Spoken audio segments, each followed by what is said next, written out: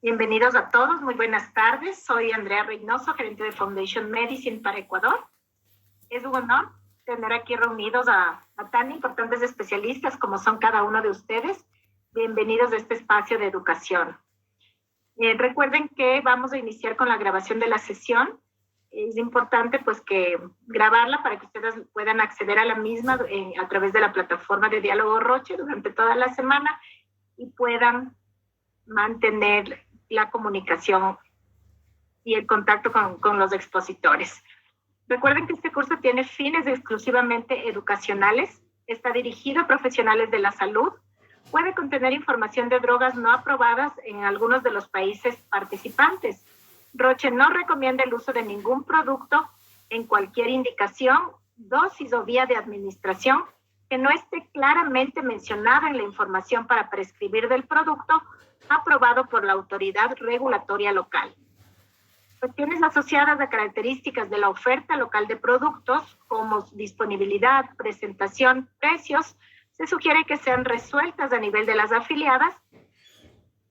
Pueden dejar consulta o información de contacto en el chat, que serán luego contactados por la afiliada local a la brevedad posible. El módulo del día de hoy tiene una duración de 1 hora y media. Recuerden que al final tendremos un espacio de 15 minutos para preguntas que las pueden ir colocando en el chat y al final pues serán resueltas por nuestros especialistas que nos acompañan el día de hoy. Es un gusto pues presentarles a nuestros expositores. El día de hoy nos acompaña el licenciado Yamil Mahmoud y el doctor Martín Ángel. El licenciado Yamil Mahmoud es docente auxiliar del Departamento de Biotecnología e Ingeniería en Alimentos de la Facultad de Ingeniería y Ciencias Exactas de la Universidad de Argentina de la empresa UAD. Becario doctoral del Laboratorio de Inmunooncología Translacional del Instituto de Biología y Medicina Experimental, CONICET. Y el doctor Martín Ángel es oncólogo clínico, subjefe de tumores genitourinarios del Instituto Alexander Fleming. Diplomatura en Biología Molecular aplicada a la oncología clínica en el SIGA Institute y responsable médico de la Unidad de Investigación Clínica de IAF. Muchísimas gracias, bienvenidos doctores, pues y es todo suyo el auditorio. Buenas tardes, muchísimas gracias Andrea por la presentación.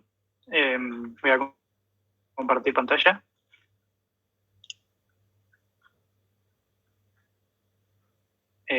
Bueno, muchísimas gracias también por invitarme a participar, es un honor, la verdad, para mí estar acá. Ahora, ahí se puede ver, ¿no? Sí, está bien. Bueno, como mencionaba Andrea, este módulo es parte del bloque 3, base de datos genómicas e interpretación de variantes, para el curso de genómica de cáncer y medicina de precisión oncología. Bueno, como ya me presentaron, soy becario doctoral de CONICET, licenciado en biotecnología y en bioinformática, y estoy haciendo mi doctorado en el Laboratorio de Inmunooncología Translacional en el estudio de biomarcadores de respuesta a terapias en melanoma y otros tipos de cáncer también. Este laboratorio está en el Instituto de Biología y Medicina Experimental, IBIME, y es parte de CONICET. Bueno, mis conflictos de interés. Y vamos a empezar con los objetivos del módulo para hoy, al menos de esta primera parte. La idea de hoy es primero ver una introducción a lo que es la notación de variantes genómicas en cáncer.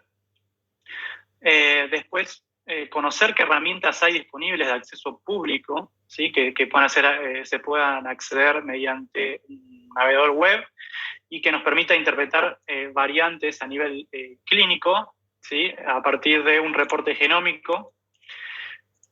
Y después ver cómo podemos aprovechar estas herramientas para brindar soporte en la toma de decisiones de un molecular tumor board. Entonces, la primera parte va a ser una introducción, en donde vamos a hablar un poquito de qué tipo de variantes podemos encontrar, un poco de NGS y de la estandarización de la datación de variantes clínicas. Después vamos a ver el pipeline informático que nos lleva a encontrar las variantes, ¿sí? A partir de un análisis genómico y cómo se clasifican esas variantes. Y después vamos a hacer un repaso por algunas de las bases de datos genómicas que existen y las más utilizadas. Bien, comenzamos entonces. Un poco vamos a hablar de los tipos de variantes genómicas. Esto ya lo vieron bastante con Romina la semana pasada.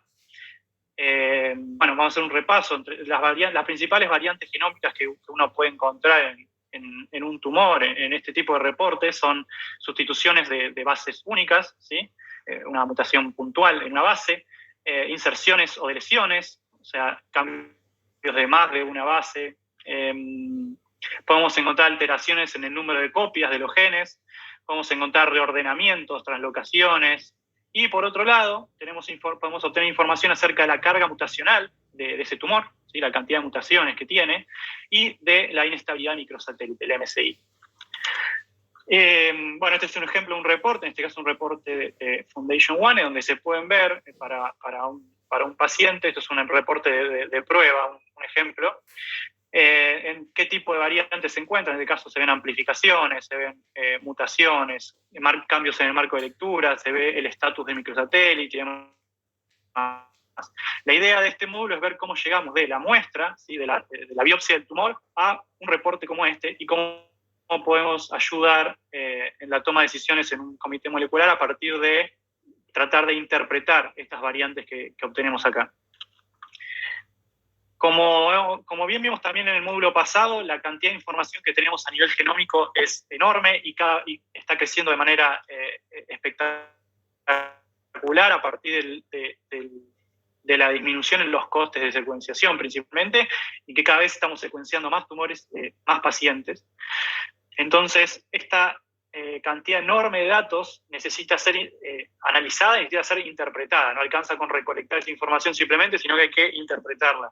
¿Cómo hacemos para interpretar una cantidad de datos tan grande? Bueno, ahí es donde entra en juego la bioinformática, ¿sí? ¿Cómo analizamos e interpretamos esto? Necesitamos herramientas computacionales que nos permitan, ¿sí? Analizar y procesar toda esta información. Entonces, el primer paso, a partir de que uno toma la muestra, es la secuenciación propiamente dicha. Yo no voy a entrar en detalle en lo que es la secuenciación de Next Generation Sequencing, porque principalmente por un tema de tiempo y pues tampoco es el objetivo del módulo, pero sí repasar un poco de en qué consiste la secuenciación, como para tener idea de cómo tenemos la información y de dónde partimos. Como también mencionó Romina la semana pasada, podemos hacer secuenciación del genoma completo, podemos hacer whole genome sequencing, podemos secuenciar solo el exoma, whole exome sequencing, podemos secuenciar un panel de genes, por ejemplo, como el de Foundation One, entonces estamos hablando de targeted sequencing, o también podemos hacer RNA-seq, que sería la secuenciación de los ARN que están en la muestra. La mayor parte de lo que es la secuenciación en sí misma va a ser similar para cualquiera de estas estrategias, ¿sí? La secuenciación en sí es prácticamente lo mismo. Lo que va a cambiar principalmente es el primer paso, en donde nosotros nos vamos a quedar, bueno, en el whole genome sequencing nos vamos a quedar con todos los fragmentos de ADN, pero en el whole exome y en el targeted sequencing nos vamos a quedar o con los exomas, ¿sí? Con la parte del genoma que corresponde a los exomas, o con la parte del genoma que corresponde a genes particulares, por ejemplo, genes de un panel.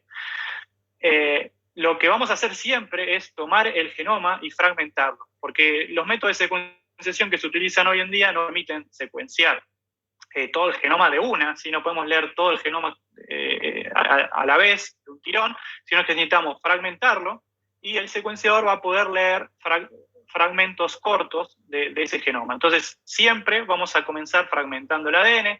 Después, se agregan algunos adaptadores que son necesarios para después secuenciar, no voy a entrar en detalle en eso.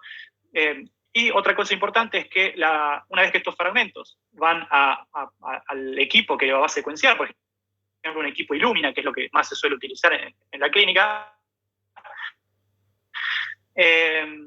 estos fragmentos se van a secuenciar con un método de secuenciación que se llama por síntesis, porque para secuenciar cada fragmento lo que hace el equipo es sintetizar la hebra complementaria, ¿sí?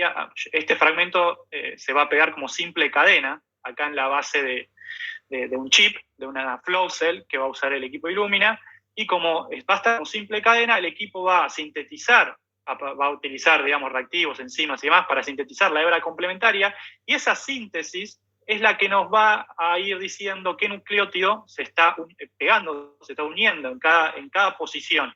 Como cada nucleótido va a tener un color, un fluoróforo distinto, el equipo puede leer qué color se está uniendo en cada posición y nos va a devolver la secuencia de nucleótido. Por supuesto, esto es un esquema súper resumido del proceso, pero lo importante acá es que vamos a obtener la secuencia de nucleótidos de fragmentos de ADN, fragmentos que en principio no tenemos ninguna información.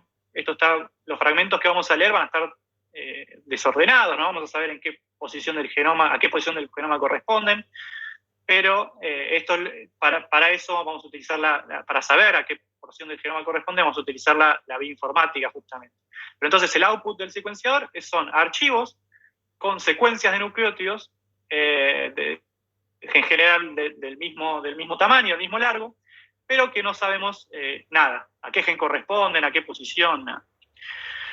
Entonces, ahora sí, una vez que tenemos la salida del equipo, comenzamos con lo que es el pipeline informático. Necesitamos obtener, sacar información de ese conjunto de datos que tuve. Este es el pipeline informático estándar que se utiliza, que es el de GATK, del Broad Institute, que es una colección de herramientas. Cada ítem que ven acá es una herramienta distinta bioinformática que se usa para procesar los datos de Next Generation Sequence. No voy a entrar en detalle en cada una de estas herramientas porque no es un curso de bioinformática, pero sí me gustaría mencionar los conceptos principales que hay detrás de estas herramientas, ¿sí? Para que una vez que lleguemos al reporte podamos entender mejor cómo se obtuvo esa información para conocer las limitaciones y los alcances del reporte. Entonces, conceptualmente podríamos dividir todo este proceso que parece complejo acá en control de calidad, alineamiento, filtrado de lecturas, llamado de variantes, filtrado de variantes y la anotación de las variantes. El primer paso, que es el de control de calidad de las lecturas, lo que vamos a hacer es filtrar las lecturas. Cuando yo digo lectura, no sé si me expliqué antes, pero serían cada una de estas es una lectura. Cada vez que el secuenciador leyó un fragmento, en inglés serían las famosas reads. Nosotros en el archivo vamos a tener información de la lectura, ¿sí? Tenemos un encabezado, que no importa, es un nombre que le pone el programa aleatorio, no importa, la secuencia propiamente dicha, un más, que está siempre, y la cuarta línea, estos caracteres que en principio no tienen ningún sentido. Fíjense que hay un carácter por cada nucleótido, o sea, por cada posición de la secuencia. Esto está en un código ASCII y nos va a decir cuál es la calidad con la que se leyó cada posición. El equipo, en este caso, por ejemplo, de Illumina, que secuencia, no solo me dice qué nucleótido leyó en cada posición, sino con qué calidad, con qué confianza sabe que esto es una C o una G, una T o una A. Esto a simple vista no lo entendemos. Vamos a utilizar herramientas bioinformáticas que traduzcan esto en un score de calidad y después podemos visualizar eso, por ejemplo, mediante boxplot. Acá estos boxplots nos están mostrando cómo es la distribución de calidad para todas las lecturas en cada posición. Y lo que se ve acá, la zona verde sería la óptima, la más recomendable, la naranja más o menos, y la roja sería ya sería una zona de mala calidad, un score por debajo de 20. Lo que se ve generalmente en los experimentos de Next Generation Sequencing es que a medida que vamos llegando a las últimas posiciones, ¿sí? O sea, todas las primeras bases se leen muy bien, las segundas bases también. Ahora, cuando vamos llegando a la última base, en este caso son secuencias, fragmentos de 250 pares de base, más o menos. Entonces, cuando estamos llegando a las 250, a la posición 250, la calidad baja mucho. Y esto es bastante común y esto tiene que ver con distintas cosas, pero más que nada con cómo es el proceso de secuenciación en el equipo Illumina. Hace que cuando se pasan varios ciclos, cada posición se lee en un ciclo. Cuando uno llega a los últimos ciclos del procesamiento, se empieza a ver una desincronización en los clústeres que se están secuenciando y eso hace que la lectura pierda calidad. Entonces, lo que nosotros vamos a necesitar hacer es, por un lado, filtrar las lecturas que tengan muy mala calidad en general. Si toda la lectura se leyó mal o con baja confianza, me la voy a sacar encima, porque yo después no voy a poder saber si lo que estoy viendo es una mutación o es un error de secuenciación. Entonces, me saco encima las lecturas con mala calidad, y además lo que se suele hacer es recortar las lecturas. Como yo ya sé que a partir de la, no sé, de la posición 230 y pico, la calidad empieza a decaer, yo puedo hacer un recorte de todas las lecturas, así a lo bruto, sacarme encima todo el final de todas las lecturas para evitar tomar regiones de mala calidad. Luego lo que tengo que hacer es alinear estas lecturas que, como yo les dije, al principio uno no sabe a qué parte del genoma corresponden. Acá tendríamos las lecturas, fragmentos que leímos. Vamos a utilizar un genoma de referencia. Esto es un genoma estándar que está disponible públicamente. Uno descarga el genoma de referencia y hace un mapeo de estos fragmentos sobre el genoma de referencia. Entonces, por supuesto, usamos herramientas bioinformáticas de nuevo, son alineadores, y que nos van a buscar cuál es la región a la que corresponde cada uno de estos fragmentos. Como pueden ver, como nosotros tomamos una biopsia de un tejido que tiene muchísimas células, nosotros vamos a tener vamos a tener fragmentos que corresponden muchos fragmentos que corresponden a la misma región. Cada posición del genoma yo la voy a leer más de una vez, porque estoy secuenciando ADN de muchas células. Entonces, y eso es bueno, porque yo quiero tener la mayor cantidad, o sea, yo quiero leer cada posición del genoma la mayor cantidad de veces, para después poder estar seguro de si yo estoy viendo algún cambio, alguna variante, si es una variante real o es un error de secuenciación. Entonces, tenemos muchos fragmentos que se solapan, es decir, estoy leyendo varias veces la misma posición, la alineo contra el genoma de referencia. Esto sería un zoom, ¿sí?, de esta parte de acá, en donde vemos que esta lectura, la lectura 1, alineó con esta región, la lectura 2 con esta, y la lectura 2 y la lectura 3 se solapan. ¿Sí? Yo esta posición la leí acá y la volví a leer acá. Hasta acá lo que sería el alineamiento. Ya posicioné mis fragmentos en el genoma de referencia. Acá es otra imagen que es lo mismo, solo que esto sería una imagen más cercana a la realidad. ¿Sí? Uno no secuencia solo 2 veces. Esto que está acá tiene que ver con, no sé si quizás hayan visto, hayan leído, cuando uno manda a secuenciar, que uno informa la profundidad de secuenciación en 20 por, 30 por, 100 por o 1000 por. Eso tiene que ver con la cantidad de veces en promedio que leí cada posición. Si cada posición la leí veces en promedio, entonces la secuenciación tiene una profundidad de 1000 por. Para hacer un informe clínico, ¿sí?, como lo que estamos viendo ahora, uno necesita tener una profundidad muy alta. Eso va a depender también de la cantidad de genes. Cuanto más lea de un genoma, más genes, o whole genome sequence, si uno mira todo el genoma, uno no puede obtener una profundidad muy grande, por una limitación técnica. ¿Sí? Si yo necesito leer 1000 veces 3.000 millones de pares de base, no voy a poder. Ahora, si voy a leer 1000 veces solamente 100 genes, por ahí puedo hacerlo. Entonces siempre hay que tener en cuenta eso. Y cuanto más veces leí una posición, más seguro voy a estar después de si hay una mutación o no. Acá lo mismo, son los fragmentos posicionados sobre el genoma. Y este gráfico de acá arriba me muestra la densidad, o sea, cuántas lecturas cayeron en estas zonas del genoma. Bien, ahora que ya alineé, yo puedo encontrar, bueno, primero vamos a obtener un montón de métricas del alineamiento, que no voy a entrar en detalle de esto porque quizás es más técnico, pero uno puede tener métricas sobre la calidad de las bases que se leyeron en una posición particular, podemos identificar gaps, o sea, zonas que no leí. Por ejemplo, acá hay un gap, esta región del genoma de referencia, no tengo ningún fragmento que haya alineado contra esta región, tengo un gap. Podemos hacer un control de calidad del alineamiento y demás. Ahora, una vez que ya hice todo esto, voy a hacer lo que llama el llamado de variante, que es encontrar dónde están las variantes, los cambios con respecto al genoma de referencia. Acá no tenemos un esquema, los fragmentos leídos, ¿sí? Y vamos a hacer, acá por ejemplo, tenemos una mutación puntual marcada en la figura. porque el genoma de referencia en esta posición tiene una A y todos los fragmentos que yo leí, en los que leí esa acción, tienen una C. Entonces acá estoy detectando una mutación puntual de una C por una A. Acá una deleción. Acá, perdón, tenemos un indel, ¿sí? Porque acá hay una porción del genoma de referencia que yo no la tengo en mis lecturas. O sea, la biopsia que tomé, los fragmentos que vienen de la biopsia que tomé, no tienen esa porción del genoma. O sea, hay una deleción con respecto al genoma de referencia. Acá hay una deleción en homocigosis, ¿sí? Porque no tengo esta porción del genoma, no la tengo, no tengo ninguna lectura en esta porción. Hay una deleción. En homocigosis, ¿por qué? Porque no hay, a diferencia de la de al lado, que es una deleción en heterocigosis o en hemicigosis, acá yo tengo algunos fragmentos que alinearon contra esta región. No tengo tantos como esperaría. ¿Por qué? Porque la deleción está en hemicigosis, ¿sí? Acá tengo ganancia. Esto podría ser alteración en número de copias, por ejemplo. ¿Sí? Esta región podría estar duplicada, y como esta región del genoma está duplicada, yo tengo muchos más fragmentos que alinean contra esta región de los que esperaría.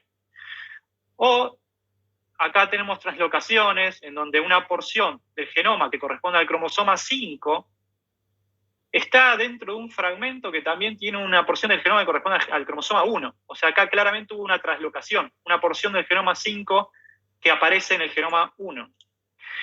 Y bueno, por último, acá hay un ejemplo también de patógenos. Uno podría encontrar secuencias no humanas. Por ejemplo, si la célula estuviera infectada con algún virus, podría haber secuenciado en este proceso parte del genoma del virus o de bacterias también. Acá tenemos otro ejemplo, más aplicado a lo que es el análisis tumoral. Acá hay en este caso sería un tumor, ¿sí? Una biopsia que se tomó con un 100% de pureza. Y acá encontramos en verde, acá están los colores, un error de secuenciación, perdón, una mutación germinal, heterocigosis. En rojo serían mutaciones heterocigotas, somáticas. Y este rombito acá serían errores de secuenciación.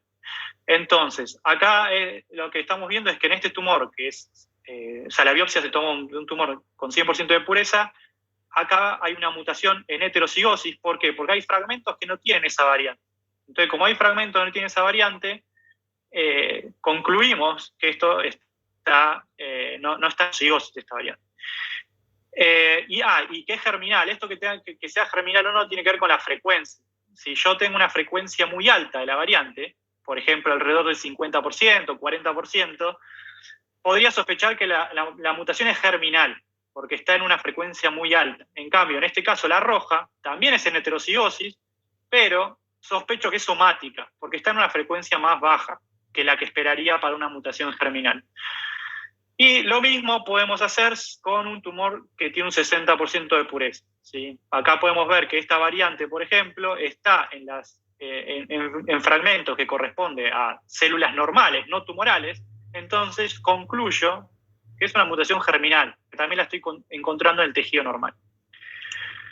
Acá lo mismo, de nuevo, la misma idea, pero en una vista más normal, más real de cómo se vería esto. Hay muchísimos, estos son todas lecturas que leí en una posición determinada. Cada barra gris es una lectura, ahí parece haber muchas. Y en rojo veo mutaciones germinales acá. ¿Por qué? Porque las veo tanto en el tumor normal, perdón, en el tejido tumoral como en el tejido normal adyacente o un tejido normal del mismo paciente. Como la encuentro en ambos, digo que es germinal. En cambio, esta variante que ven en azul acá, con respecto al genoma de referencia, no la veo en el tejido normal. Entonces, puedo decir que es una variante somática. Y con esto llegamos a... después hay un paso de filtrado de variantes, ¿sí? Que tiene que ver con filtros de calidad, que no voy a mencionar ahora.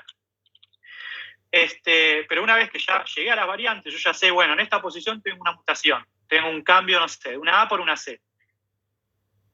Ahora yo le tengo que dar un sentido a eso, le tengo que dar una interpretación. ¿En dónde está esa variante? ¿Está dentro de un gen? ¿Está en un intrón? ¿Está en un exón? ¿Está en una región no codificante? ¿Me cambia el marco de lectura, la variante? ¿Me está cambiando de aminoácidos? ¿Es una mutación sinónima o es una mutación no sinónima? Bueno, todo eso pasa en el paso siguiente de anotación de variantes. Le agrego información a esa variante. Entonces, una vez que obtenemos las variantes, vamos a anotarlas, y el concepto de anotación de variantes tiene que ver, como les decía, con agregar, asignar información funcional a cada una de estas variantes. ¿Cómo hacemos esto? Bueno, cuando tenemos una gran cantidad de variantes, por ejemplo, producto de un análisis de Next Generation Sequencing, a partir de analizar un panel de genes, o de Whole Genome Sequencing, o Whole Exome Sequencing, variantes, miles de variantes, o millones de variantes, por lo tanto no podemos manualmente ir mirando una por una para anotarlas funcionalmente. Por eso existen programas bioinformáticos que nos ayudan y se encargan de hacer la anotación. Para esto, estas herramientas se valen de bases de datos que existen, en donde tenemos información de la anotación de variantes. O sea, tenemos bases de datos que nos dicen, mira, esta mutación ya fue reportada, tiene este código, y es una variante considerada patogénica, o no patogénica, o probablemente patogénica. También podemos saber, ciertas bases de datos tienen información de si esa variante ya está reportada que tiene un efecto en, no sé, la estructura de la proteína, por lo tanto tiene un impacto alto, o si es una variante que ya está reportada, que está asociada a alguna enfermedad, como puede ser un tipo de cáncer o cualquier enfermedad. Entonces, lo que hacen estas herramientas es ir buscando en las bases de datos existentes la variante que yo le estoy mostrando, que le pasé del resultado anterior, y le agrega toda la información pertinente.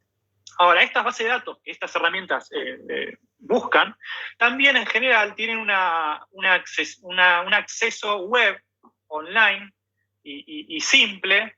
Por lo tanto, podemos usarlo sin tener conocimiento de bioinformática para buscar variantes puntuales. Obviamente, si yo tengo millones de variantes, eso no es practicable, pero si uno obtiene un reporte, por ejemplo, como el que obtiene de Foundation, y está viendo una variante, una mutación específica, y quiere obtener información o más información de la que brinda el reporte, puede ir a esta base de datos y manualmente, a través de la base de la web, ver qué información hay, que es lo que les voy a mostrar ahora en un ratito. Este es un esquema propuesto en este artículo de Lamping, para el desarrollo de un pipeline de anotación de variantes para un comité molecular. Y lo que ven acá es un poco lo que yo les estuve mostrando, lo que ellos proponen, ¿sí? Obtener la lista de variantes, filtrarlas en el preprocesamiento por calidad, después anotar estas variantes. La parte de anotación tiene que ver con todo esto que les decía, buscar bases de datos que nos den información sobre si una variante es diagnóstica, si es predictiva, si es prognóstica, si está reportada como que genera un tipo de predisposición a alguna enfermedad, y también acerca de la farmacogenómica, cómo esta variante se relaciona con la respuesta a fármacos. Después hay un paso de validación, en donde se valida la anotación, porque como esta anotación es automática, acá ellos proponen hacer una validación, una curación de los resultados. Y después viene la etapa de discusión. Esto se da en el contexto de un comité, del comité molecular, que va a discutir estas variantes encontradas y la interpretación. Se hace la recomendación de tratamiento y bueno, después follow-up y el outcome. Acá ellos mencionan algunas bases de datos que proponen para hacer esta anotación y esta búsqueda.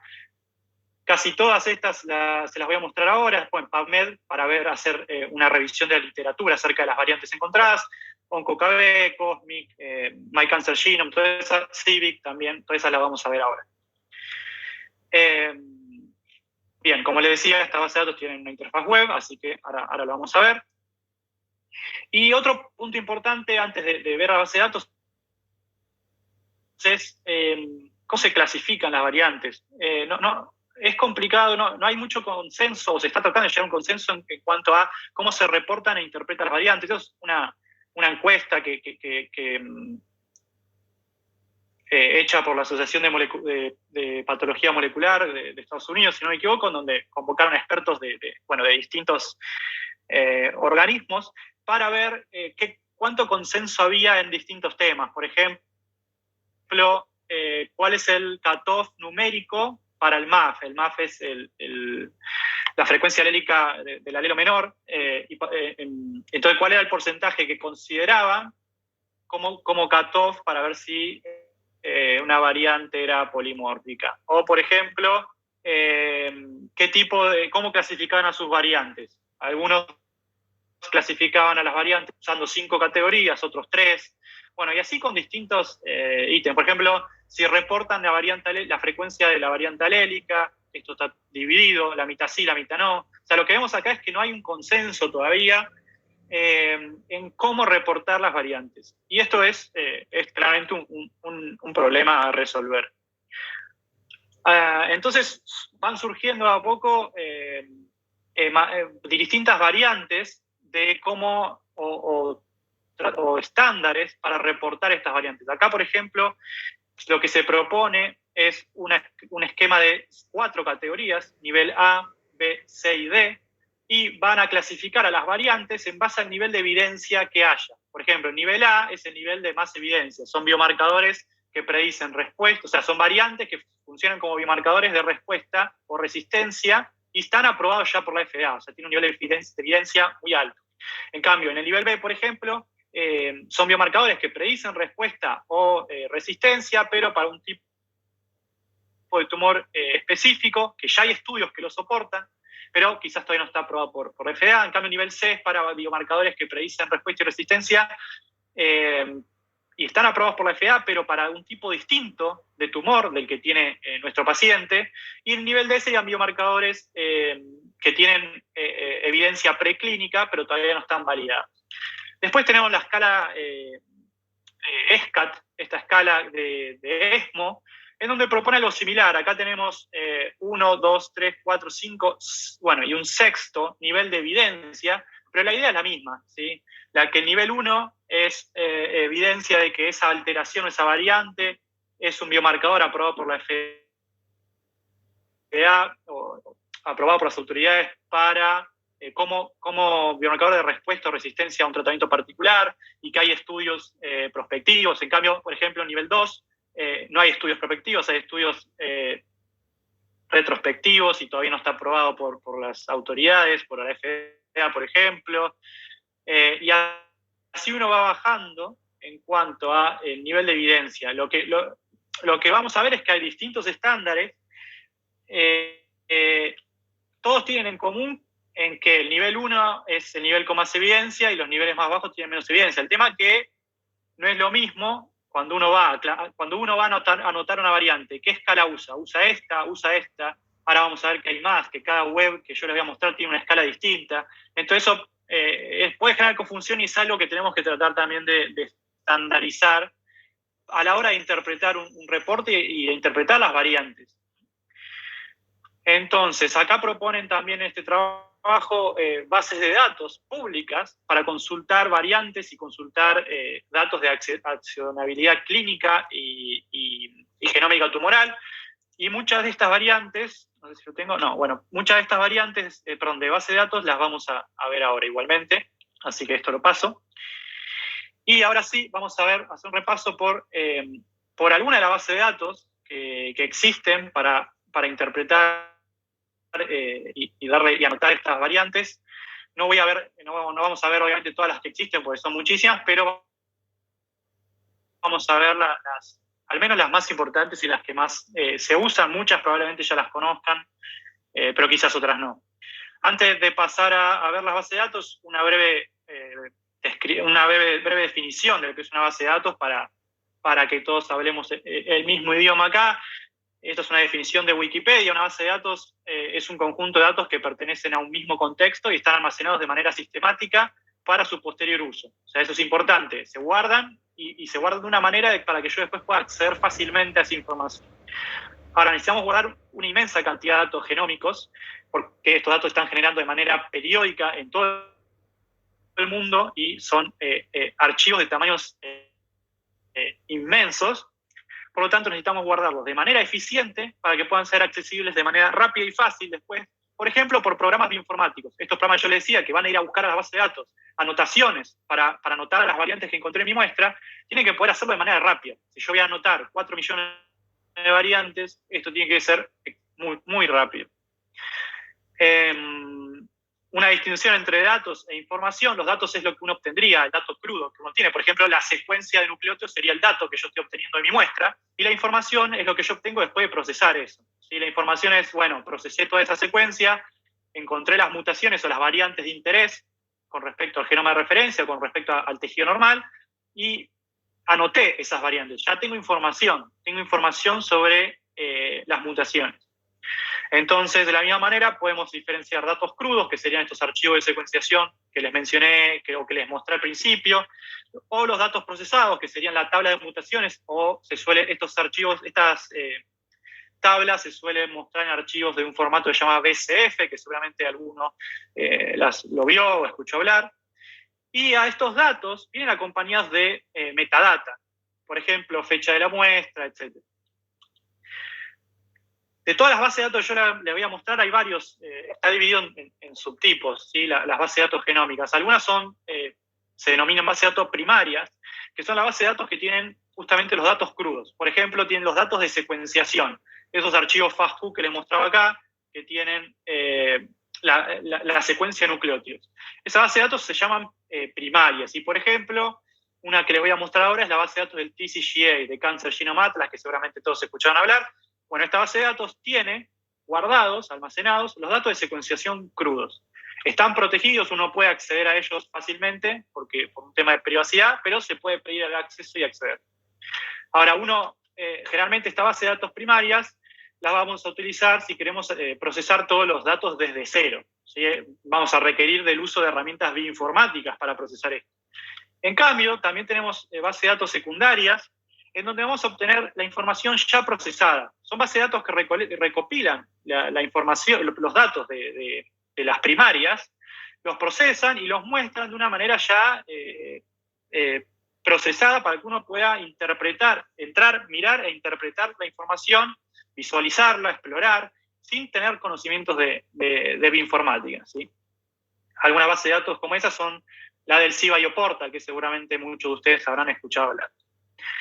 Después tenemos bases de datos compuestas, que son las que integran varias bases de datos primarias, pero bueno, como la del NCBI, por ejemplo. Algunas bases de datos, para mencionarles, las más importantes son GeneCard, en donde vamos a obtener información de los genes. Acá uno puede buscar un gen particular y va a obtener muchísima información acerca de ese gen y de la proteína para la cual codifica ese gen. También es una base de datos súper conocida, que seguramente la deben conocer. Entonces, si uno no conoce un gen, lo primero que puede hacer es entrar acá y mirar, y va a obtener muchísima información. Va a tener información acerca también de aquí, en dónde se expresa, si hay estudios de asociación de ese gen, sitios de unión a factores de transcripción para ese gen. Bueno, muchísima información. Vamos a tener información también acerca de, como les decía, bueno, de la proteína, la cantidad de aminoácidos que tiene la proteína, y links hacia otras bases de datos. Esto es muy común en las bases de datos genómicas, que están interconectadas. Las bases de datos tienen links que se conectan entre sí, entonces uno puede ir de una a otra a través de estos links. Después la base de datos de TCGA, que ya algo también, creo que algo vieron en la clase pasada y la deben conocer, en donde tenemos información. Es un proyecto que está dirigido por el National Cancer Institute de Estados Unidos, y comenzó ya hace bastante, en el 2006. La idea era caracterizar 20.000 tumores primarios, o sea, su foco es en tumores primarios, no en metástasis. Sin embargo, podemos encontrar también metástasis y tejido normal en estos datos. El tejido normal que se encuentra acá es tejido normal adyacente, que se extrajo al momento de tomar la biopsia del paciente. Y además de ver datos de mutaciones, hay datos también de expresión génica, de RNA-seq, de metilación, de alteración de número de copias. Hay cortes también de patológicos. Hay muchísima información, y también esto está en conjunto, digamos, este proyecto está en conjunto con el International Cancer Genome Consortium, que también se estableció en el 2017, y su objetivo era secuenciar 25.000 genomas, pero en este caso de tumores primarios no tratados. En el TCGA vamos a encontrar tumores tratados y no tratados, las dos cosas. El CBioportal es un portal que deben conocer también, que lo que hace es acceder o mostrarnos los datos del TCGA y de otros proyectos, no solo del TCGA. Pero si uno quiere ver los datos del TCGA, es más conveniente verlo a través del CBioportal, ¿sí? Porque a través del TCGA directo no hay buenas maneras de visualizar, es más para descargar la información, pero el CBioportal nos permite explorar la información en el TCGA. Entonces uno puede encontrar información acerca de mutaciones. Por ejemplo, acá esta es la corte de melanoma del TCGA y podemos ver cómo el 53% de los casos tienen mutado BRAF, un 32% en RAS, un 19% en F1. Podemos ver si hay concurrencia de mutaciones o no. Podemos ver también expresión de los genes acá mismo. Podemos hacer visualizaciones de Kaplan-Meier, de sobrevida. Acá podemos comparar el grupo de pacientes que tiene variante, por ejemplo, en BRAF, contra el grupo de pacientes que no tiene ninguna variante en BRAF. Y así con todos los genes. Nos permite ver la distribución de las mutaciones a lo largo del gen, para ver, por ejemplo, hotspot. ¿Sí? Acá vemos, estas son las mutaciones en el gen del IGF receptor, y vemos que hay un hotspot acá, que es la mutación L858R, que es la más común en la cohorte de cáncer de pulmón del TCGA. Y podemos acá, obviamente, ver el detalle de cada una de las variantes, si son missense o no, etc. Podemos ver la estructura tridimensional de la proteína para aquellos que estén interesados en ver a nivel estructural qué cambios puede producir una mutación también.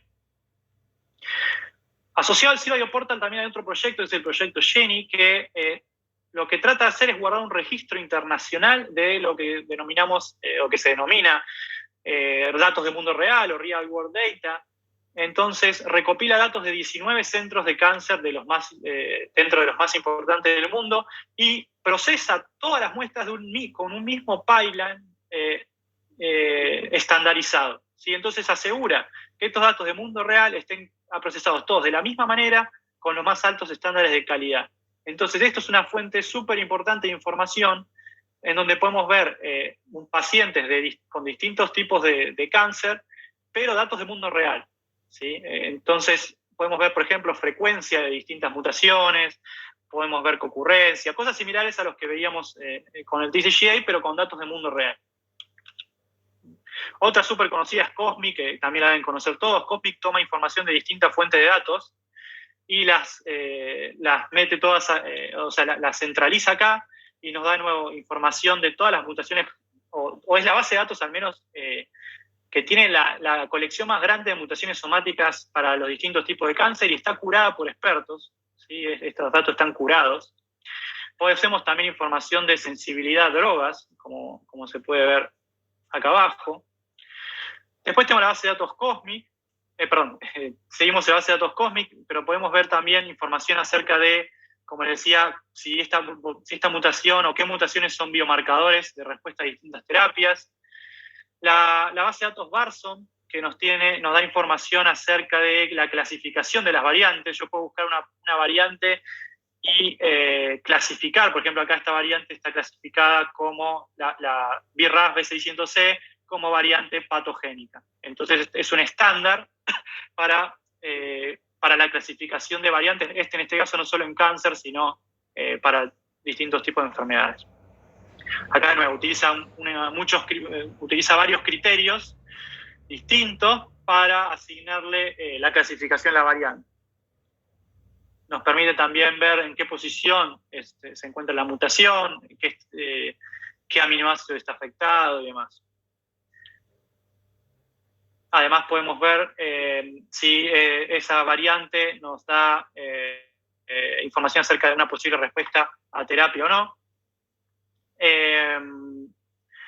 Después otra base de datos es ClinVar, que ClinVar no es específica de cáncer, es para, digamos, enfermedades en general. Lo que tenemos acá es información de variantes asociadas con distintas patologías. Entonces uno podría buscar acá también información acerca de mutaciones que tengan algún efecto en cáncer y nos da la significancia clínica, por ejemplo acá esta patogénica, y acá no sé qué variante es, pero no importa, acá nos da, además de la clasificación, nos da el estado de revisión, es decir, cuánta evidencia hay de que esta variante es realmente patogénica.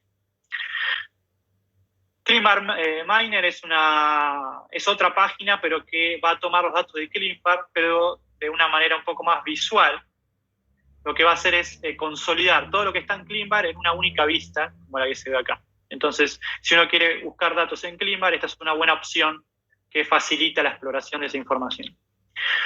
Después tenemos PolyFEM2, que no es como las que vimos hasta ahora. Esta es una base de datos que en base a en qué aminoácido o qué cambio de aminoácido estoy habiendo, o si hay un agregado, un codon stop, si hay una proteína truncada, o sea, va a ver dónde es la mutación, cuál es el cambio estructural de la proteína, y en base a eso le va a asignar un score de patogenicidad. Esto también lo utilizan las herramientas bioinformáticas para anotar todas las variantes. Mutation Taster es lo mismo que PolyFEM, o sea, es otro programa, pero que busca lo mismo que PolyFEM, ver el efecto de las variantes, predecir el efecto de las mutaciones a partir de la posición en donde ocurre. Después tenemos el Human Protein Atlas. Acá no vamos a ver información de variantes en sí, pero está bueno para mirar información de en qué tejidos se expresan las distintas proteínas. Acá, por ejemplo, busco BRAF y me da muchísima información acerca del gen en el contexto de cáncer, y me dicen qué tejidos está más expresado, tanto a nivel de mensajero como a nivel de proteína, ese gen. Después, Mastermind es esta es de pago, todo lo que les mostré ahora es gratuito, esta es de pago, pero se las muestro también por si les interesa. Es un motor de búsqueda que permite identificar genes, variantes, enfermedades, fenotipos y evidencia terapéutica en millones de artículos científicos. O sea, va a ir a buscar a todos los artículos científicos toda esta información para priorizarlos en base a su relevancia clínica y devolvernos esa información. OncoKB es una muy utilizada, nosotros la utilizamos muchísimo a la hora de interpretar los reportes genómicos. Podemos buscar acá, por ejemplo, mutaciones en el IgE receptor, y vamos a ver información acerca del efecto biológico de esa variante y cómo se asocia con la respuesta a tratamientos. ¿Sí? Acá ven que, por ejemplo, nos dice afatinib, o sea, esto es una mutación oncogénica con ganancia de función nivel 1, level 1. O sea, esto quiere decir que tiene el mayor rango en cuanto a evidencia científica de que esta mutación es un biomarcador de respuesta a estas drogas. ¿Sí? Acá ven la escala, esto lo decía antes, cada base de datos puede utilizar una escala distinta. Entonces, en este caso, nivel 1 son biomarcadores a FDA. Acá tienen otra escala distinta, pero la idea siempre es similar. Pharma GKB es parecida a OncoKB, pero no es solo de cáncer, es para distintos tipos de enfermedades, y nos da información acerca de los pathways, ¿sí? de los pathways en donde participan el gen afectado. Además, también nos da información de las drogas asociadas y el nivel de evidencia que hay de respuesta a esas drogas para esa variante. My Cancer Genome también está pensada para medicina de precisión, está pensada para el uso por los médicos y por el personal de salud, y es una base de datos curada que también nos da información acerca de la implicancia de las distintas variantes en un contexto tumoral, y nos da información, esto es importante, acerca de los clinical trials que hay disponibles para esa variante. Entonces acá tenemos drogas aprobadas, por ejemplo, para la mutación L858 del IgE receptor. Nos dice que mutación sirve como biomarcador para todas estas drogas, y si uno entra en cada detalle, vamos a ver si es biomarcador predictivo de respuesta o de resistencia. Por ejemplo, en este caso, es biomarcador de resistencia, o sea, sí, predictivo de resistencia primaria a esta terapia. Bueno, como les decía, podemos ver los ensayos clínicos abiertos para cada tipo de tumor o por droga, también podemos ver, y podemos recolectar esa información en el caso de que uno quiera buscar un ensayo clínico o una opción de ensayo clínico para nuestro paciente si es que no tiene una terapia aprobada. Después tenemos un resumen de toda esta información que les estoy mencionando, que nos devuelve también My Cancer Genome. Y ya llegando al final tenemos CIVIC, que es otra base de datos que en este caso está pensada para de la comunidad. ¿Sí? Busca centralizar la información de distintas fuentes de datos, centralizar la evidencia, y nos devuelve la información clínica de la variante, o sea, la descripción de la variante, el efecto, la asociación a terapias, pero también busca la discusión por parte de un panel de expertos que pueden discutir dentro de la misma plataforma acerca de la evidencia que hay para esa variante. Después tenemos el Jackson esta base de datos del Jackson Laboratory Clinical Knowledge Base, que es también la idea es poder interpretar perfiles genómicos complejos. Acá podemos darle varias variantes, varias mutaciones, y nos va a devolver información acerca de clinical trials, respuesta a drogas, eficacia, etc. Hay distintas versiones, que una es gratis, la más básica es gratis, pero las otras que son más complejas y nos dan más información pero son de pago. Bueno, acá tenemos un ejemplo de la información que nos da. Por ejemplo, acá para la mutación BRAF, la terapia de dabrafenib mastrametinib, aprobada por la FDA. Esta mutación es sensible a este tratamiento, etc. Tenemos información acerca de que esta variante es ganancia de le confirma la ganancia de función, las drogas disponibles, los distintos tipos de tumores, y muchísima información acerca de también ensayos clínicos disponibles.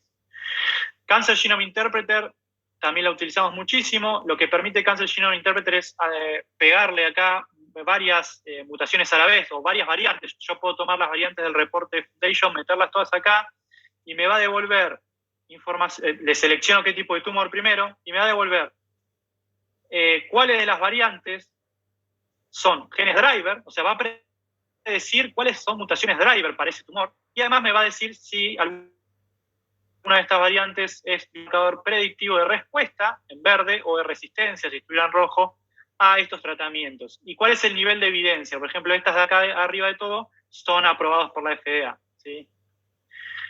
Después está Molecular Tumor Board Portal, que es un portal, de nuevo, similar a los anteriores, donde uno puede dar una lista de variantes y nos va a devolver un reporte clasificando de manera, en base a la relevancia funcional y predictiva de cada una de las variantes que tiene el tumor del paciente. Esta también es gratuita, como las anteriores que les mostré. Ahora, ¿qué base de datos utilizar? Bueno, este trabajo lo que nos muestra es que cerca de un 77% de las variantes reportadas son únicas a lo largo de las distintas bases de datos analizadas. Es decir, que si yo busco una variante en estas bases de datos, el 77% solo la voy a encontrar en una base de datos sola. Por lo tanto, mirar solo una base de datos no sirve, ¿sí? Porque nos vamos a perder información. Hay que mirar la mayor cantidad de bases de datos posibles para poder estar seguros de que encuentro la información que quiero. En busca de resolver este problema, surgió hace muy poquito, en el año pasado, este trabajo, donde es del Variant Interpretation for Cancer Consortium, y ellos lo que tratan de hacer es englobar todas las bases de datos que les mostré, o gran parte de la base de datos que les mostré, y tomar toda la información y consolidarla en un único reporte. Esto trata de solucionar este problema. En vez de uno ir a mirar cada base de datos por separado, ellos, en este framework, van a buscar las variantes que le pasamos, buscan todas estas bases de datos y nos devuelven un reporte y un nivel de evidencia consolidado. Por lo tanto, es súper interesante esta base de datos también, esta plataforma. Bueno, acá ellos muestran los resultados, cómo utilizando esta plataforma mejoraron muchísimo la interpretación de variantes. Acá, bueno, este es un ejemplo con BRAF, en donde ellos encuentran, con melanoma, todas las variantes y cuán accionables son. Y ahora esto lo voy a saltear por un tema de tiempo, porque aparte ahora va a hablar Martín, y Martín va a hablar más de cómo utilizamos estas herramientas, o cuál es la utilidad de la interpretación de un reporte genómico a la hora en la clínica. Así que esto lo voy a saltear. Bueno, las conclusiones es lo que estuvimos mencionando acerca de la interpretación de variantes genómicas, acerca del proceso informático complejo que requiere, y que todas estas bases de datos tienen una interfaz web, por lo tanto se puede entrar, se puede acceder y se puede buscar la información que queremos. Y recuerden no buscar en una única base de datos, sino mirar en varias la información. Así que bueno, muchas gracias, y ahí los dejo con Martín para que continúe.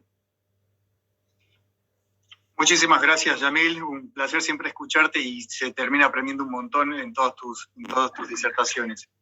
Mientras voy compartiendo la pantalla, la parte de los agradecimientos, y para mí es un honor poder participar de este evento de Roche y de Foundation en toda Latinoamérica. desde México hasta Chile, todo el mundo, toda la TAM incluido, así que bienvenidos a todos y muchas gracias por aceptarme. Como dije al principio, yo soy Martín Ángel, oncólogo clínico.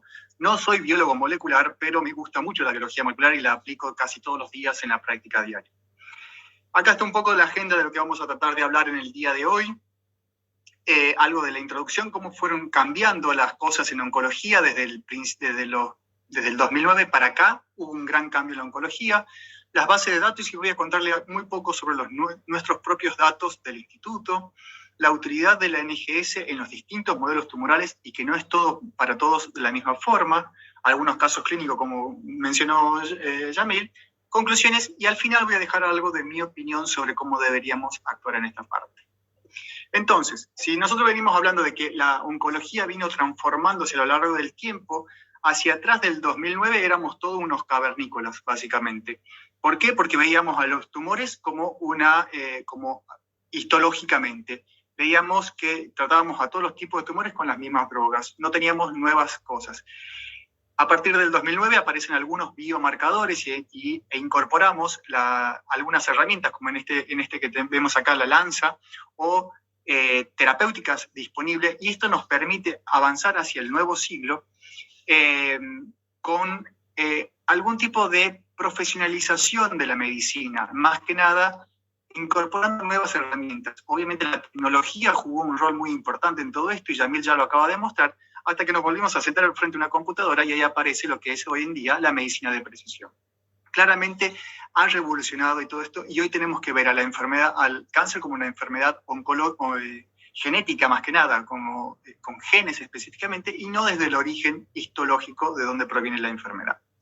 Por lo tanto, las decisiones terapéuticas en algunos modelos tumorales seguimos siendo cavernícolas. Nos basamos en los síntomas del paciente, si tiene compromiso visceral o no visceral, si tiene mucho volumen o poco volumen de la enfermedad, según su performance status, efectos adversos y comorbilidades del paciente, LDH como el único biomarcador que durante mucho tiempo utilizamos, la raza o los antecedentes hereditarios. Básicamente fuimos unos cavernícolas y en algunos modelos tumorales los seguimos siendo. Pero necesitamos biomarcadores y fueron apareciendo por suerte. La carga mutacional, los marcadores inmunes como daños de la inestabilidad microsatélite, el daño de la reparación del ADN, como otros más que están en vía de desarrollo.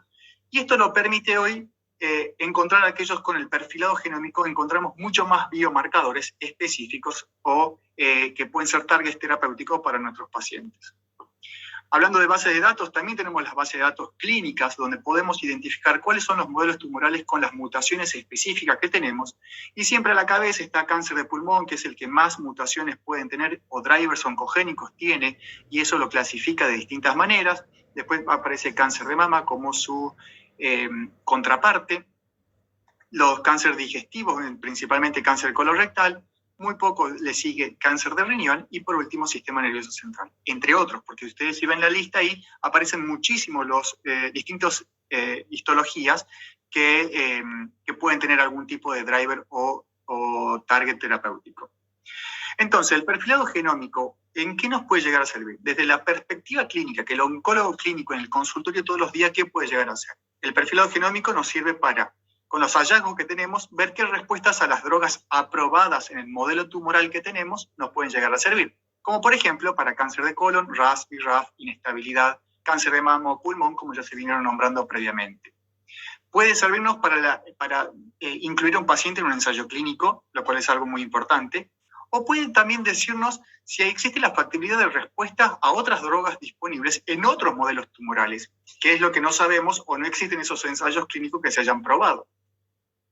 No olvidarse que también debemos nosotros, como clínicos que somos, identificar a aquellos pacientes que deben ser derivados a asesoramiento genético y a testeo germinal por la prevención en los familiares. Eso es otro capítulo, pero de acá también podemos sacarlo si son o no somáticos o germinales. También nos puede brindar una perspectiva desde la investigación, y el perfilado genómico hoy sirvió durante mucho tiempo para descubrir nuevas drogas o nuevos targets y descubrir mecanismos de resistencia. Esto, con los estudios Basket o Umbrella, sirvió muchísimo para acelerar los procesos de aprobación, demostrar que con pequeños grupos de pacientes se mostraban beneficios y se aprobaban drogas mucho más rápido. Obviamente esto va a cambiar el paradigma porque necesitamos respuestas a diario nosotros y no podemos esperar casi 20 años para un estudio clínico se lleve a cabo y tengamos esos resultados. Acá les cuento algo de nuestros números. En el Instituto Alexander Fleming, desde hace 2 años ya venimos haciendo nuestro Molecular Tumor Board y tenemos algunos datos donde podemos identificar algunos hallazgos. Vean cómo va variando la aparición de las muestras o cada cuánto vamos haciendo las determinaciones. Fue muy variado durante este tiempo, pero oscila entre 3 a 6 promedio a lo largo de todos los meses. No hay diferencia entre lo que son hombre y mujer en lo cual se determina, eso no tiene nada que ver, pero esto sí llama la atención, o sea, que podemos hacer, y cada vez fuimos aumentando más el número de modelos tumorales donde pedíamos algún perfilado genómico. Vean, inicialmente son 16 para cáncer de pulmón, le siguen frecuencia gastrointestinal, mama, pero después aparecieron muchos otros, inclusive aquellos que son sarcomas o glándula suprarrenal o los tumores muy poco frecuentes. Eso llama mucho la atención y nos llamó la alerta a nosotros también en el instituto para saber que tendríamos que ampliar un poco más ese panorama y ver un poco más allá de las mutaciones. Esto lo que básicamente es cuáles fueron las mutaciones que se fueron identificando. El 74% de las muestras tuvieron algún hallazgo genómico. Pero lo más importante es saber cuáles de esos hallazgos genómicos nos llevó a cambiar la conducta terapéutica. Acá son 16%, un poquito por debajo de lo que está publicado, pero recuerdo, estos son datos propios, poco volumen. Fíjense, en 7 pacientes realmente el comité molecular nos hizo cambiar la conducta terapéutica, lo cual también hace que nosotros empecemos a pensar de que tengamos que presentar más veces a los pacientes en los comité molecular. Pero obviamente no todos los tumores se benefician de la misma forma y hay que ver cuál es el modelo tumoral que mayor beneficio tiene. Empezamos primero con los sarcomas. Los sarcomas es un grupo muy poco frecuente, menos del 1% de todos los tumores malignos son sarcomas, y fíjense, en este estudio muy pocos fueron los pacientes que tenían posibilidad de ser evaluados, y en solo 5 pacientes hubo cambio de conducta. Por lo tanto, uno podría llegar a decir que el sarcoma no es uno de los mejores tumores o no es el más representativo para pedir un perfilado genómico y llevarlo a la práctica. Así todo, cuando nosotros vemos, en estos casos, estos son reportes de la vida real, este es un paciente que con un condrosarcoma de tejido blando, vean ese reporte, tienen varias amplificaciones, ninguna con drivers oncogénicos. Si buscamos marcadores para inmunoterapia, 0 de mutaciones por megabases, es un tumor estable. Es los típicos tumores que decimos secos, que no tienen mutaciones, que no se expresan, no podemos cambiar nada distinto de lo que es el estándar de tratamiento para estos pacientes. Por lo tanto, tenemos que seguir con la práctica habitual. Por otro lado, aparecen los tumores genitourinarios, algo intermedio. Aparecieron nuevas herramientas moleculares que nos ayudan a separar, a identificar distintos subsets de pacientes o subsets de tumores que se benefician de algunas terapias. Y eso están, por ejemplo, los carcinomas urinarios, o lo de la vejiga o del tracto urinario superior. Fíjense que tienen un perfilado genómico totalmente distinto. Acá les marqué, no sé si se puede ver con exactitud, pero acá lo que marqué es la diferencia. Con los carcinomas en rojo están los de las vías urinarias altas, que tienen mayor expresión del factor de crecimiento fibroblástico 3, esos rearreglos, donde hoy tenemos drogas disponibles que cambiaron o revolucionaron la terapéutica de estos tipos de tumores, a diferencia de que si están localizados en la vejiga. Y fíjense también cómo aquellos que no son del factor de crecimiento fibroblástico, o estos rearreglos, hay otras mutaciones que también varían de distintos tipos de localizaciones. Y por otro lado, también en cáncer de próstata, que durante muchísimo tiempo no cambiábamos el foco en la terapéutica, que era el tratamiento hormonal, vemos que son 2 tipos de enfermedades del cáncer de próstata. Es una cosa cuando es en el tumor primario, donde tiene pocas mutaciones, los daños de la reparación del ADN son muy pocos. Fíjense acá a la izquierda del gráfico, vean los puntos, son pocas la frecuencia o los porcentajes en el tumor primario. En cambio, cuando se hace metastásico el tumor, va adquiriendo, o por la presión terapéutica o por el pasaje del tiempo, distintas mutaciones. y aparece mayor daño de los defectos de la reparación del ADN, pero también aparecen dos mutaciones muy importantes, que son el P53 y el PTEN. El P53 no porque sea un target terapéutico, pero sí porque es el más frecuente, pero en alta incidencia. Y fíjense, tenemos este tipo de tumor cuando hablamos de dos modelos tumorales. Este es un cáncer de próstata, metastásico, castración resistente. Fíjense que solamente tiene P53 mutado. Y acá, cero terapia clínica, cero posibilidad de que tenga falta de respuesta, cero posibilidad de ingreso a un ensayo clínico. Son otro tipo de modelos de enfermedad, a pesar de tener un perfilado genómico y en la misma situación clínica que otro paciente. Este paciente también, cáncer de próstata, como ven ahí, en cambio tiene múltiples mutaciones y entre ellas se adquieren el PTEN y el P53 también. ¿Qué pasa con el PTEN? Ya sabemos que el PTEN es una enfermedad, es un biomarcador muy malo para cáncer de próstata, y este es un paper que salió publicado hace un par de años, donde mostraban la evolución clonal de la enfermedad metastásica. Ahí, como ven, en un Gleason 3. Gleason 3 es cuando son de muy bajo riesgo, son como, a veces algunos dicen que no es cáncer este tipo de tumor, pero cuando hicieron el traqueo de la enfermedad, cómo fue progresando el paciente por distintas líneas terapéuticas, como ven acá abajo, fue ese pequeño subgrupo de células fue el que desarrolló una mutación de PTEN y es el que llevó a la muerte del paciente con metástasis hepáticas, como ven acá. Claramente es un factor pronóstico adverso que debemos identificar. Y es no solamente un biomarcador que lo vemos acá, pero cuando tenemos una droga útil para esta situación, como el ipatasertib, cuando está la pérdida del PTEN, se ven esas diferencias significativas en la supervivencia libre de progresión radiográfica. Roche ya anunció el Ipatential 150, que el ipatasertib más abiraterona demostró su beneficio en la supervivencia libre de progresión radiográfica como el endpoint primario de este estudio. Por lo tanto, esto permitió identificar tumores de muy mal pronóstico y drogas útiles para tratar de bloquearlo habitualmente.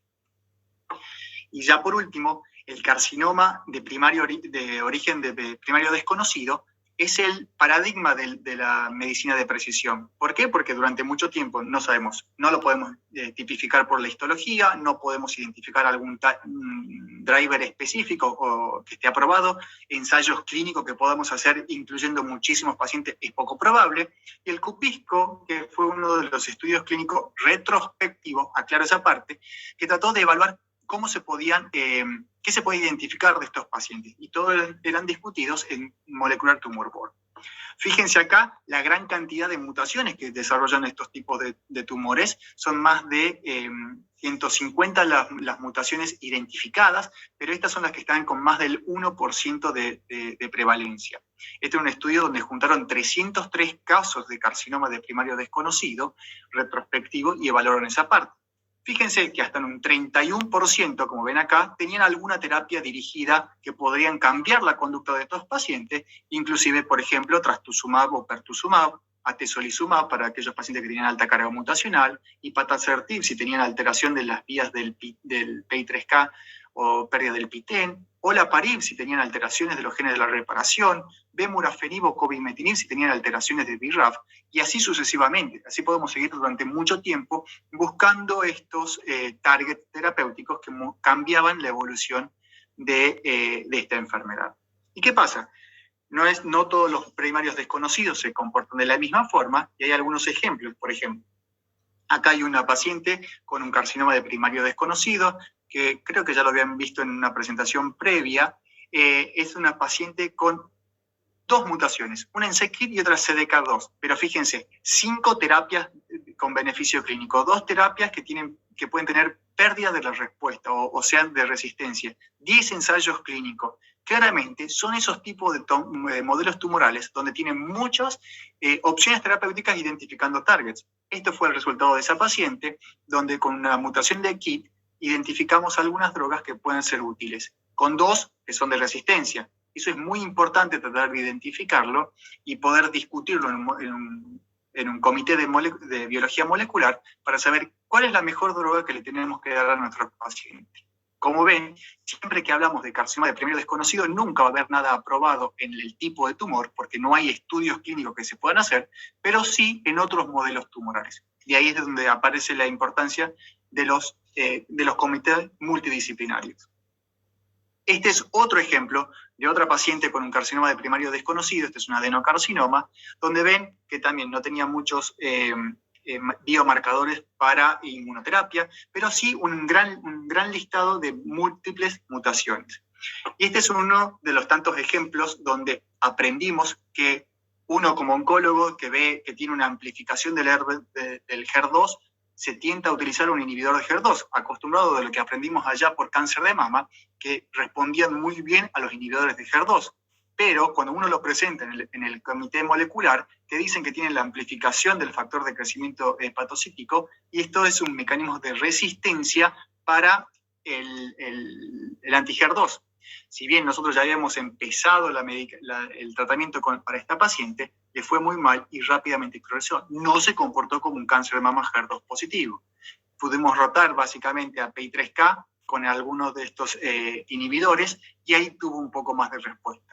Por lo tanto, eso es lo que quiero remarcar de todo esto, la importancia de identificar cuáles son los targets terapéuticos que tenemos y cómo lo podemos discutir hoy en día en en los comités moleculares.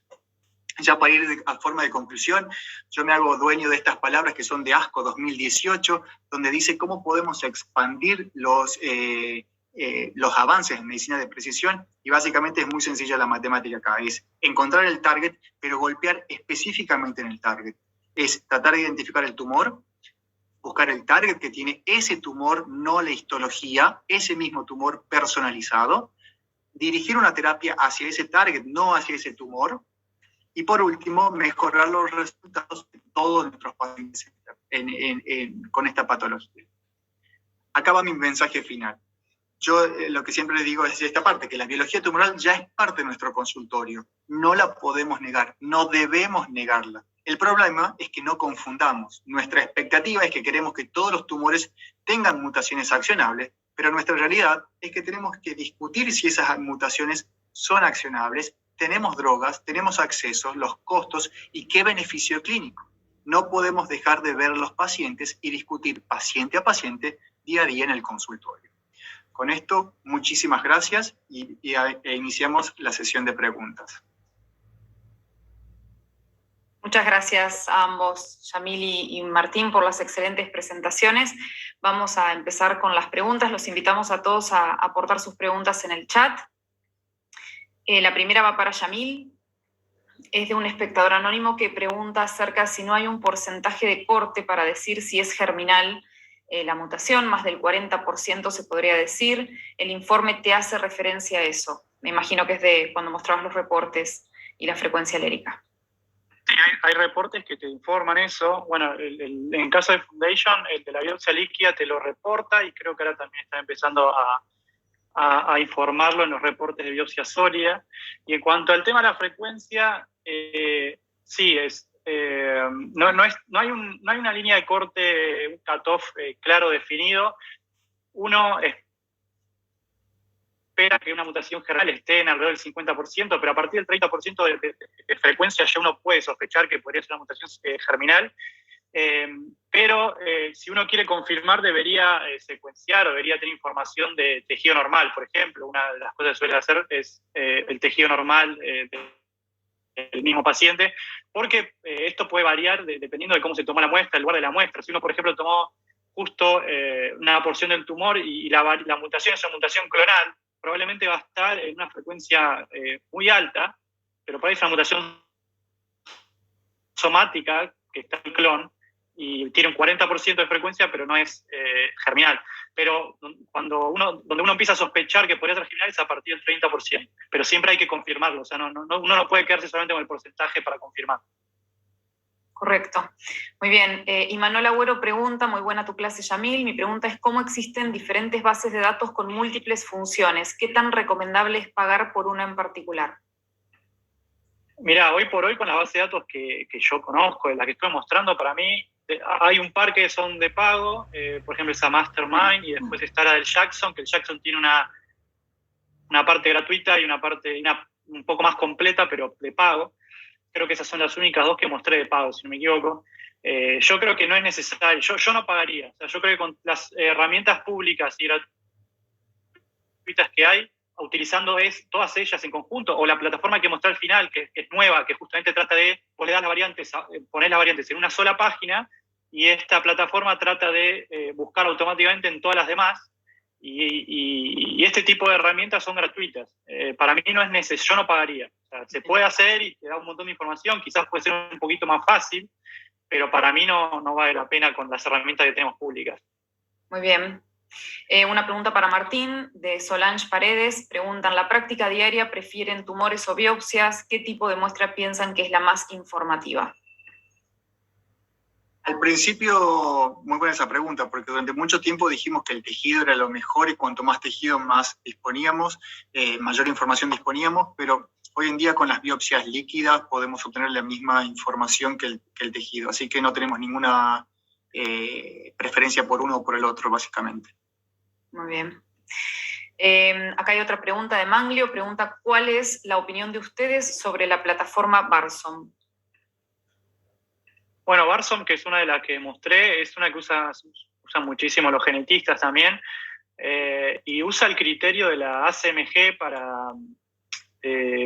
para clasificar las variantes en patogénicas, probablemente patogénicas y demás. No es específica de cáncer, pero nada, o sea, se puede utilizar, se puede ver la variante y nos va a dar información acerca de los requisitos que cumple para ser patogénico o no. No vamos a tener información ahí de si tiene algún tipo de accionabilidad a nivel clínico, no vamos a saber si es biomarcador de respuesta a alguna terapia en particular.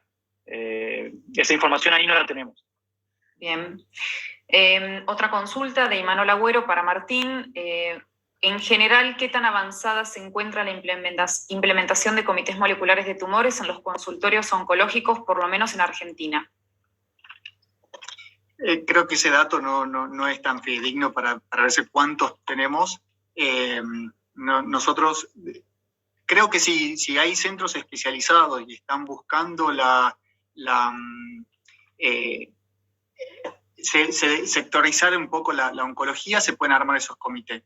Nosotros disponemos, yo sé que acá en Capital tenemos uno en el Instituto Alexander Fleming y el otro que es el Comité Federal, que lo hace la Asociación Argentina de Oncología Clínica, donde se pueden discutir varios de estos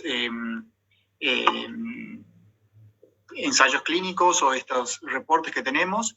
En el resto de los consultorios no lo sé, creo que es muy poco probable, se necesita un equipo multidisciplinario. Nosotros contamos, por suerte, con la participación de Romín y de Yamil, que son nuestros biólogos y nos ayudan muchísimo con la parte de biología molecular, que son la parte más importante, porque después la parte clínica, eso la podemos manejar día a día y lo podemos hacer en cada comité en particular.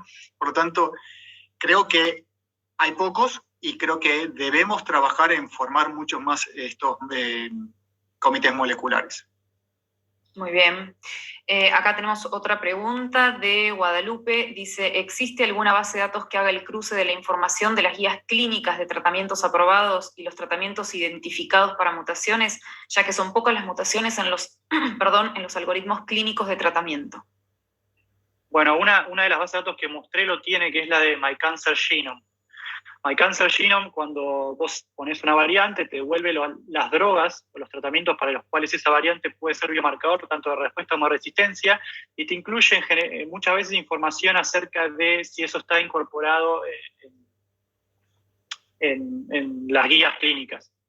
My Cancer Genome yo creo que es la que más información al respecto tiene. De hecho, está más orientada para el uso del propio oncólogo, del mismo oncólogo.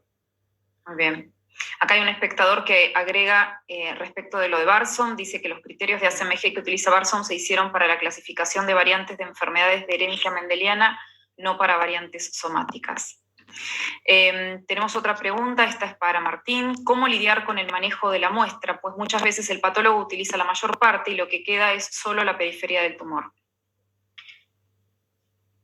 Igual que al principio dijimos que hoy con las biopsias líquidas podemos solucionar ese problema cuando no disponemos de tejido, que a veces es un serio problema, porque ya lo desgastamos para el diagnóstico histológico, la inmunistoquímica, y se perdió todo ese tejido. Las biopsias líquidas lo permiten hoy identificar.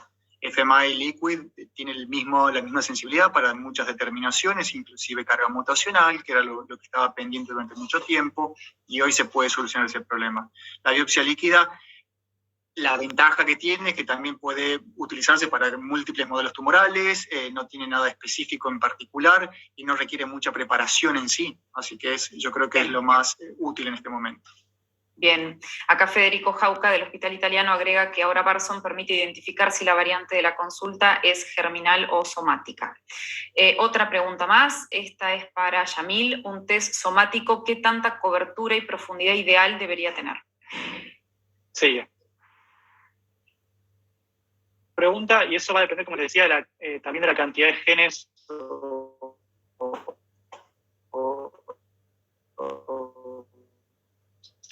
si estás en un panel de cuánto, que son 324, creo, de genes, utiliza una cobertura de más de 500 por, una profundidad de más de 500 por para esos 300 y pico de genes. Muy bien, y acá esta pregunta es para los dos. ¿La sola presencia de una mutación de resistencia hace presumir la falta de respuesta? Y seguido con esta pregunta que la dejaron en el chat, la otra pregunta de Yexaira Laya dice si en el informe deberían estar reportados genes predictores de respuesta y de resistencia. Empiezo contestando yo. Cuando hay una primera presencia de una mutación de resistencia, lo primero que hago este es el paciente ideal para presentarlo en el comité molecular y discutirlo entre todos para buscar en esas bases de datos. Ahí lo molestamos a Yamil para que busque toda la información disponible en estas circunstancias. Eso yo creo que lo primero que tendríamos que hacer es tratar de identificar esa situación. Muchas veces uno se tienta a tratar de tratar el paciente, básicamente, vale la redundancia, con el driver específico que nos dicen o con el que estamos acostumbrados a utilizarlo, pero esta resistencia nos impide. Yo creo que sí, si hay alguna resistencia, debemos tratar de evitar utilizarla a esa medicación. Sí, también en los reportes viene aclarado, ¿no? Cuando aparece una mutación de resistencia, las drogas están indicadas en rojo. Bien, otra consulta. ¿Qué experiencia tienen en estudios moleculares en otros líquidos corporales como derrames o líquido cefalorraquídeo? Eso es factible. Yo puedo hablar solamente, la única experiencia que tengo es en líquido cefalorraquídeo de un paciente con un cáncer de pulmón, ALK positivo, donde se buscaron algunas mutaciones y encontramos. Sí es factible en cualquier líquido hacerlo, siempre y cuando haya una buena celularidad de células tumorales. Eso nos permite la identificación de las mutaciones. Se puede hacer, claramente, no hay ningún tipo de inconveniente en eso. Muy bien. Una aclaración, Romy, de la pregunta anterior, que en el reporte aparece, que quedó colgada eso, creo que en el reporte aparecen las terapias que sugieren, al menos en el reporte Foundation, por lo menos, ellos sugieren los tratamientos en base a las variantes que observan. Lo que nosotros vemos normalmente es que muchas veces nosotros tenemos que completar esa información. No alcanza con quedarse, o no es suficiente quedarse con lo que te está informando el reporte, porque muchas veces encontramos cosas que no están ahí. Otras terapias posibles en otros tipos de cáncer o demás. Muy bien. Otra pregunta de Benjamín García dice, ¿cómo ha sido la aceptación por parte de los pacientes de estos estudios genéticos? Para Martín. Perdón, ¿me repetís la pregunta? ¿Y cómo ha sido por parte de los pacientes la aceptación de estos estudios genéticos? Muy aceptado. No ven ningún tipo de dificultad y todo lo contrario. Les gusta saber un poco más de la información de su tumor.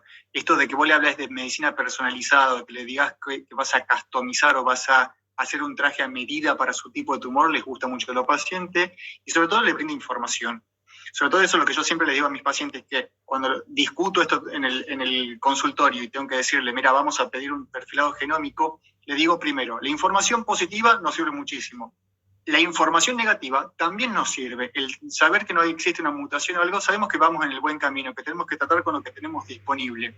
No tenemos que cambiar, no nos vamos a quedar pensando que podría haber sido sí o no. Y sobre todo también información genética para los familiares. Todo eso nos aporta. Por lo tanto, a los pacientes les da muchísimo satisfacción saber que pueden tratarlo y personalizar su tipo de tumor. Muy bien, y última pregunta, y los liberamos. en cáncer en estadio temprano, ¿qué tan útil es la biopsia líquida? Hoy en cáncer temprano es muy poco utilizado. Hay algunos ensayos clínicos que están en curso, sobre todo para determinar la adyuvancia de los pacientes, sobre todo buscando células tumorales o algunas mutaciones en particular, o cuando hay cambios en el ADN tumoral, y ahí podrían llegarse. Pero todavía no hay nada validado ni nada en la práctica habitual. Correcto. Bien, bueno, están llegándoles un montón de felicitaciones y de agradecimientos en el chat, así que nada. Muchas gracias a todos. Gracias, la dejo a Andrea que cierre la sesión. Muchas gracias. Muchas gracias, Romina. Muchísimas gracias a nuestros panelistas de excelentes presentaciones. Es un gusto poder compartir con ustedes y bueno, estamos cerrando la sesión. Mil disculpas, las fallas técnicas. Estamos trabajando para que en las próximas sesiones sean mejores cada vez las conexiones. También como recomendación, si es posible y están en sus domicilios o tienen cerca una base para conectar más bien directamente al módem, pueden tener mejor resolución también. Ha sido un gusto recibirlos y los esperamos el día de mañana también. Los horarios de acuerdo a los países, 8, 9, 10 de la mañana. Así que estaremos muy gustosos de recibirlos el día de mañana. Que tengan una excelente noche y un lindo fin de semana.